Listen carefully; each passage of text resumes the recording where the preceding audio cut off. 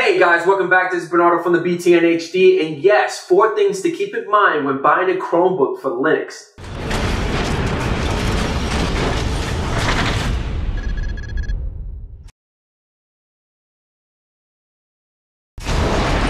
Now, a Chromebook is great for Linux, but there are some hardware key points to keep in mind.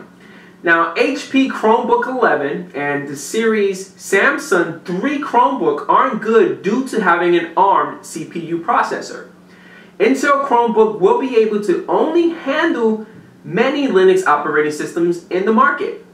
Some closed source software will work only for Intel processors. Now, some of these closed source softwares are Stream for Linux, Minecraft, Skype, Dropbox, Wine, which is a Windows application which allows you to run Windows within a Linux operating system, and Adobe Flash browser plugin. Now, if you're owner of a Chromebook, you know that it comes with a small hard drive when you purchase the laptop. It normally comes between a 16 to 32 gigs of a hard drive, which is a solid state drive. Now, if you purchase a 16 gig one, you might be able to upgrade it for 32 gigs, which is going to cost you a little bit more, but again, it's really small for the space.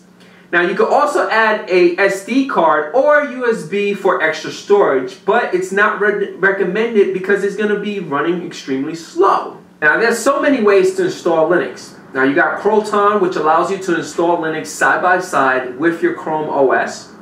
Basically like a dual boot or a virtual environment. You're able to switch between operating systems. The benefit of using the same hardware drivers, and everything should work well, which is the best thing about that. And to install Linux on a USB drive and dual boot into it. Now, I like doing this part because it's real easy. You can just take the flash drive anywhere and plug it in. Now, Chrome OS is a Linux based, but not all software will work on Linux, such as watching Netflix. Yeah, I love watching my Netflix, especially my son. Google Drive has no official client for Linux, so if you're a person that's constantly using Google, that's one of the drawbacks. Now, I want you guys to take in consideration that Chromebooks have a slower, low-power central processing unit with an integrated graphics hardware. It's designed to be cheap, well-focused laptops with long battery life.